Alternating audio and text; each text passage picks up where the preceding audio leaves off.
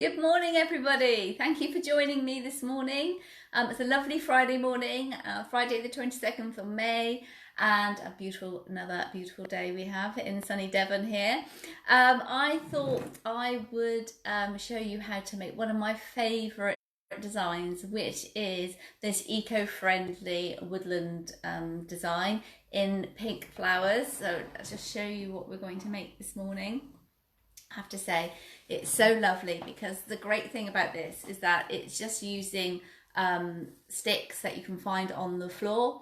If you're going for a walk, so you don't have to harm any trees, and they're just on the floor, and afterwards you can use it as a little bug hotel or something. So it's great, isn't it, just to be able to do this. And I've used Sweet Williams in this one, and I've used just one little oh gosh, yeah, beautiful flower there. I just, honestly gone brain fog at the moment. So let me, just before I say good morning, Anita, and hello, Amanda Randall should be logging on any minute to welcome you all in. I know her Wi-Fi is a bit slow, so sometimes she gets in a little bit later. So beautiful peony, there it goes, flipping brain honestly goes sometimes when you're live, doesn't it? Anyway, let's get started. So I'm just going to push this away. I'll bring it back a bit later so you can have another look. So what we need to do is you need to go and get some sticks off the floor when your next walk. You could probably pick some up in the park or in woodland. It's just little things that are lying on the ground. Obviously I'm using big hefty sticks. My husband has a bit of land in our village, and he's just picks these up and he's just cut them down for me. But normally I would just pick them up myself, sort of roughly the right size. You can make this design any size you like, so you could make it smaller, just smaller twigs like this. This twigs could be thinner, you need a few more, or thicker, whatever, but and shorter, longer, probably no longer than that actually. That's probably about 20 centimeters long, I would say. Okay, so let's get started. You need some string, but if you have paper covered wire, then that's even better because it twists. String, you would have to knot each one as you put it on a bit slower, but it's really simple, and I'm hoping to make this in no time at all. So the first thing I need to do is just take off a double amount, so leaving a loop at the end, a double amount of string, and going to cut it here. Pop that away for a second. And I meant to bring a mat to put my scissors, because when you're working, keep putting the scissors on the table, it keeps banging. It's quite annoying, isn't it? So first of all, we need to take the loop of the end of our string, and we take it halfway around the log and we twist it. So first of all, I can twist that. Okay, so now, like I said, if you haven't got any of this and you're using string, you're just tying a tight knot there. And then it's so simple, because what we do is we just add another one. So we open up the wire or the string, pop another one in, making sure that the ends are level here. It doesn't matter about the top, they can be uneven, and that's the delight of the design. And then we twist that again, and then you just keep going. So it's a bit of a fencing technique. Put it that way up. It's a bit of a fencing technique, apart from I'm only going to tie it in one position. I'm not doing it in two. If I wanted it to be quite sturdy, I would do two lines of wire, because that would hold the sticks in place. But I actually like the fact that it moves and twists around on that one pivot. So I'm going to keep doing that. So hello for those who've just joined. Sorry if you, I'm just going to show you what we're going to make today, just in case you didn't see. So we're going to make this gorgeous design, which gives it a real woodland feel. And it honestly doesn't take very long to make, but it's just quite therapeutic to do it. So if you're going on a really nice walk today, have a look out for some nice twigs that you find, or sticks that you find lying around on the floor, and have a little play. Okay, so Amanda Randall's arrived in. Hello, Amanda. Nice to see you this morning. So I've just recapped. So I've just twisted some 2 twigs together like so, and I'm just going to join another one in, one more in. There we go. Just pick another one out of my bucket. Here it goes, in and twist. So if this was string at the moment, I would just be tying it into a knot. I've gone a bit fiddly, isn't it, with string? So you just tie it into a knot like so. I can't do it with wire actually, to be honest with you, because it's a bit stiff. So I'm tying it into a knot, pull it tight, and off you go. But I'm just going to take this paper covered wire. If you haven't got paper covered wire but you've got a real wire or a mossing wire, then that would do just as well. In fact, thinking about it, the mossing wire might be better because you won't see the string, you won't see the colour of this going around your twigs. So anyway, so you just keep binding them together like so. Now, we haven't got too long. Oh, good morning, Tina. Thanks for coming and joining. And so she's, so we've got 3 twigs like that. Now, yesterday I did some more because I don't think you want to watch me doing that. Oh, I don't know if I can lift them up. Oh, ta-da! So these are the ones that I've pre-banged. Let's move that out of the way. And whoop, loads of them. So I have got, oh, let's count them. 1, 2, 3, 4, 5, 6, 7, 8, 9, 10, 11, 12, 13, 14, 15, 16, 17, 18, 19, oh, 20. There we go, 20, but they're about that thick. So, you know, if you've got smaller ones, you might need to double that up. So they're all there. Can you see that? The line going all the way along there. That's as simple as it can get. So then the next thing you do is you start rolling the twigs into a roll. Like I say, I've done this many a time and I just cannot, I just love it. I know the wild garlic is gone now, but I mean, it's great if it's going over, but if you have any still bit left in your garden, it's beautiful in here with the brown and the white combination. And you just notice I've taken a dish, I've got like this grey platter here. I could also use a sort of, I've got a white one here. The dish you want needs to be able to contain a little bit of water because obviously there's no water source in this design. So the stems need to go into some water. So whatever you've got at home, you know, if it's a baking dish maybe, or a flan dish, that'd be great, as long as you don't mind having a bit of wood in there for a time being.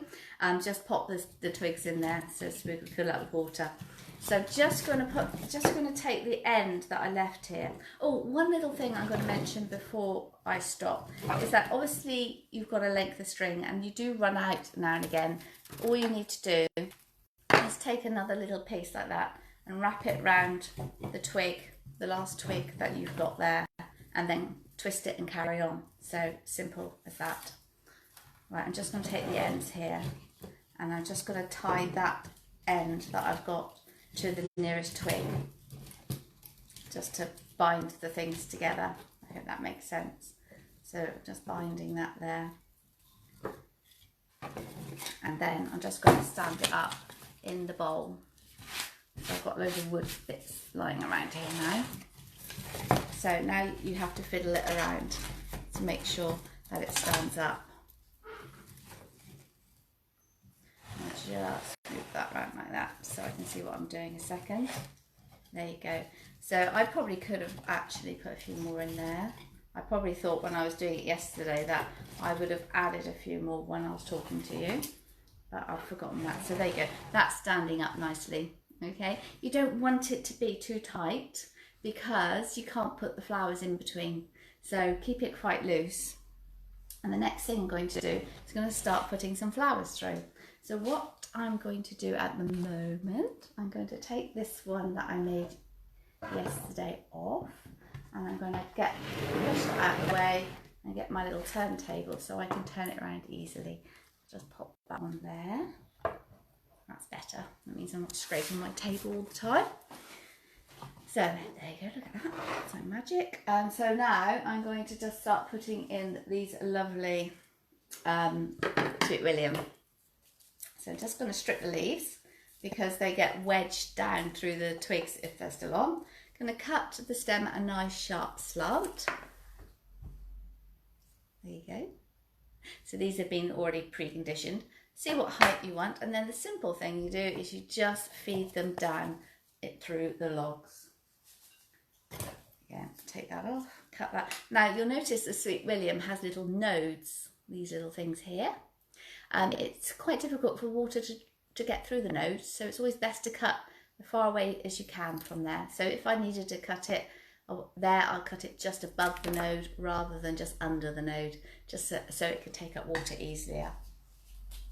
Now this week we have done our first virtual newsletter, so that got released last night. So if you want to have a little look, it'll update you on what's going on at the Academy and telling you all things that we've been up to.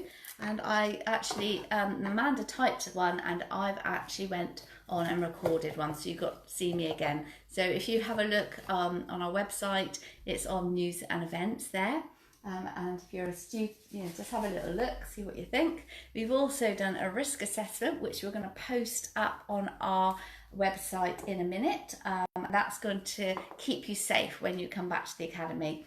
And if you're a student of ours and you're coming back, we'd love you to give us some feedback. So if you think you've missed anything important, then let us know. And we can have a look and see whether we want to add it on or not. When we've decided not to go for face mask, it's an option for you if you want to, but they're not the most comfortable things to wear all day, but we are going to make sure you've got plenty of distance. And because we've got 2 beautiful rooms at the studio now, we will make the class sizes quite small, so we'll split you up so you've got plenty of room. So that will keep you lovely and safe so that you can enjoy your flowers. So now I'm just putting these flowers in and just making sure the colours are distributed evenly. When I put the stem in, I'm just making sure it goes right down. If you have a look there, I don't know if you can see, the stems go right down to the bottom of the dish, because in a minute they need to get the water source. Now, that's my lovely Sweet William, and this is my gorgeous peony. So sort of blowing. Oh, do you know, I don't think, people say, have you got a favourite flower? It varies. In spring, it's definitely the tulip because it's so naughty. And if you try and use it in an arrangement, it just goes everywhere. But I think peony has to be my favourite. And ranunculus. Oh, I don't know. They're all lovely, aren't they? Who knows? I'm just going to cut this down a little bit more. I'm actually going to cut that down a little bit more. I want it to sit in the logs there. So just pop that in the middle. It's really great to have one sort of little focal flower just stopping the eye for a minute before the design flicks around the rest of the designs.